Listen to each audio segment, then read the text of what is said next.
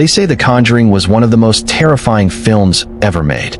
A story so chilling that it haunted audiences worldwide. But what if I told you the truth behind that movie was far worse?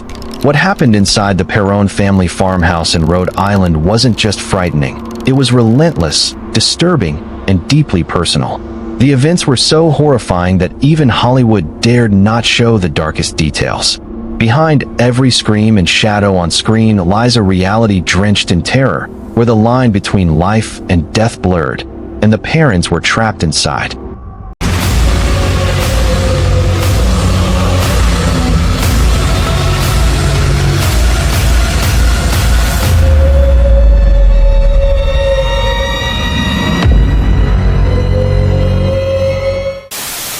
It was January of 1971 when Roger and Carolyn Perron moved their family into a sprawling, centuries-old farmhouse in Harrisville, Rhode Island. With their 5 daughters, the farmhouse seemed perfect: open land, rustic charm, and the quiet promise of a new beginning. Its weathered walls told stories of the past, its wide fields offered space to grow, and for a brief moment, the family believed they had found peace. But almost immediately, that dream began to unravel. Doors creaked unnaturally, rooms felt colder than they should, and the air seemed heavy with a presence unseen. What began as subtle unease quickly grew into something no family could ignore. The disturbances began small, doors slamming shut as if pushed by invisible hands, objects vanishing only to reappear in impossible places. But it didn't stop there. Shadows stretched unnaturally along the walls, twisting and moving when no one else was in the room. Whispers slipped through the darkness, low voices that seemed to crawl under the skin, whispering words that chilled the blood. At night, the children lay frozen in their beds, blankets tugged slowly away from their bodies by unseen fingers. Sometimes, cold breath brushed against their faces, as though something was hovering over them. Fear became a nightly ritual, and silence became the loudest sound of all. Soon, the parents learned the house carried a history steeped in death. The land once belonged to the Arnold family, and with it came a legacy of tragedy: hangings, drownings, suicides, and murders that stained the soil. One name rose above all others: Bathsheba Sherman. Rumors painted her as a woman of dark arts, accused of sacrificing an infant to the devil. Though never convicted, the whispers clung to her memory, twisting her into legend. To the parents, legend felt like truth, for they believed Bathsheba's spirit still lingered in the farmhouse. And she wasn't content to haunt the halls. She wanted control. It became clear that Carolyn Perron was the spirit's chosen target. She would wake with mysterious bruises covering her body, marks she couldn't explain, as if unseen hands had gripped her in the night.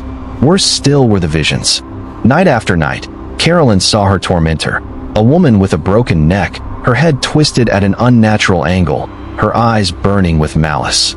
She would appear at the foot of the bed, watching, waiting, radiating hatred that drained Carolyn's strength. Each encounter chipped away at her spirit, leaving her weakened, frightened, and marked by an evil that refused to let go. The Perron daughters weren't spared from the horrors. One nearly suffocated as an invisible force pressed down on her chest, crushing the air from her lungs. Another awoke to see spirits swaying from the rafters above her, their bodies limp, lifeless, and slowly turning in the air. The children whispered of voices that came in the dark, warning them to leave or suffer. Sometimes, an unbearable stench filled entire rooms, the smell of decaying flesh so strong it made them gag, only to vanish moments later as if it had never been there at all.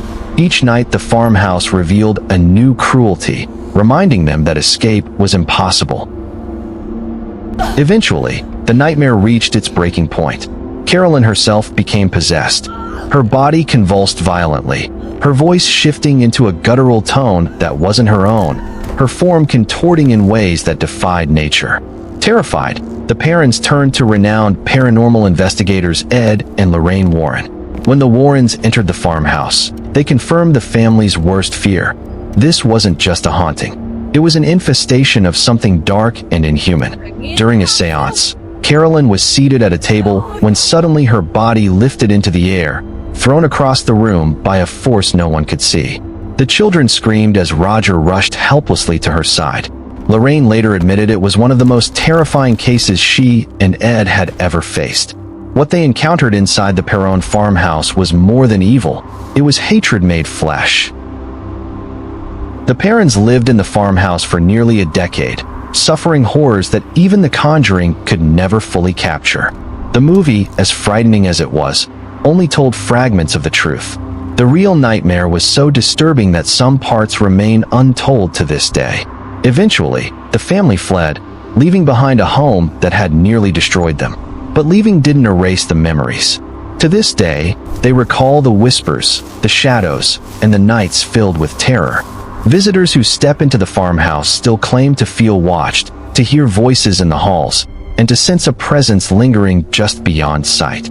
The story of the Perron family isn't just the inspiration for The Conjuring. It's proof that sometimes the real hauntings are far more terrifying than anything Hollywood could imagine. So, the next time you watch The Conjuring and breathe a sigh of relief when the credits roll, remember this: the movie ended.